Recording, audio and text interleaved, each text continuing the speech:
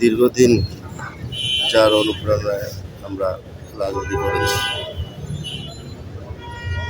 সেই নেত্রী আজকে আমাদের মাঝে নেই। কিন্তু আমার কাছে মনে হয় যে আদর্শিক জায়গা থেকে বাংলাদেশের মাটি ও মানুষের মাঝে সে চির অম্লান হয়ে থাকে।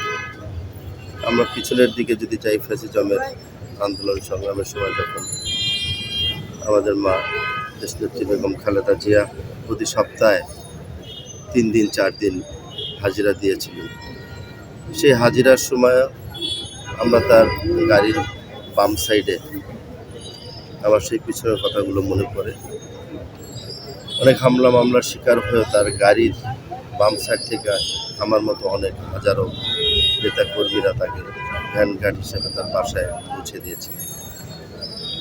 নেত্রী বাংলাদেশের তার যেই আবেগ, ভালোবাসা এবং জনগণের মাঝে যে আজকে সারা বাংলাদেশ সহ দেশি বিদেশি আন্তর্জাতিক মহল তাকে যেভাবে সম্মান দিয়ে তার প্রতি শোক জানিয়েছে, এটা বাংলাদেশের ইতিহাসে চির অম্লান হয়ে থাকে।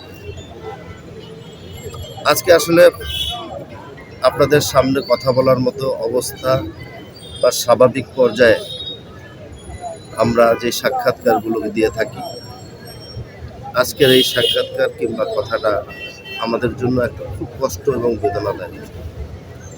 আমরা মনে করি বাংলাদেশ সহ সারা বিশ্বের মানুষ আজকে স্তব্ধ হয়ে গেছে, যেমনিভাবে স্তব্ধ হয়ে গেছে বাংলাদেশের জাতীয়তাবাদী পরিবারের সকল নেতাকর্মীরা।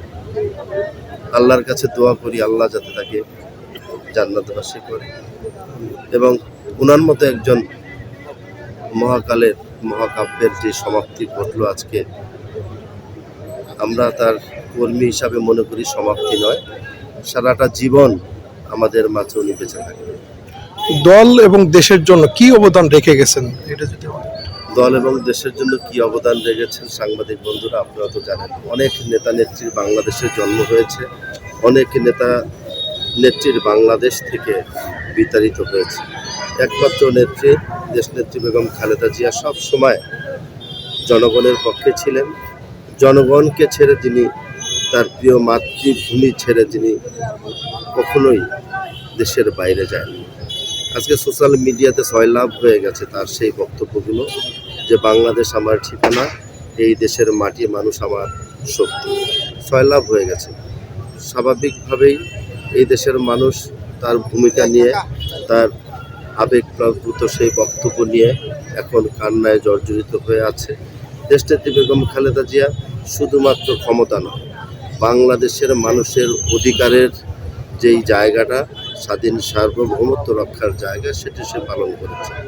অনেকে তার ব্যক্তি স্বার্থের জন্য দেশের মন্ত্রী কিংবা প্রধানমন্ত্রী হওয়ার জন্য 86 সাল থেকে যদি শুরু করি, অনেকেই আপোষ করেছেন জনগণের সাথে বেঈমানি করে।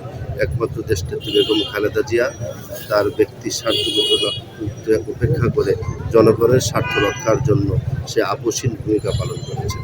সেই আপোষহীন ভূমিকা পালনের কারণেই আজকে তিনি আপোষহীন নেত্রী হিসাবে সারা বাংলাদেশে মৃত্যুর পরে আমাদের মাঝে সেই আদর্শটা থাকে।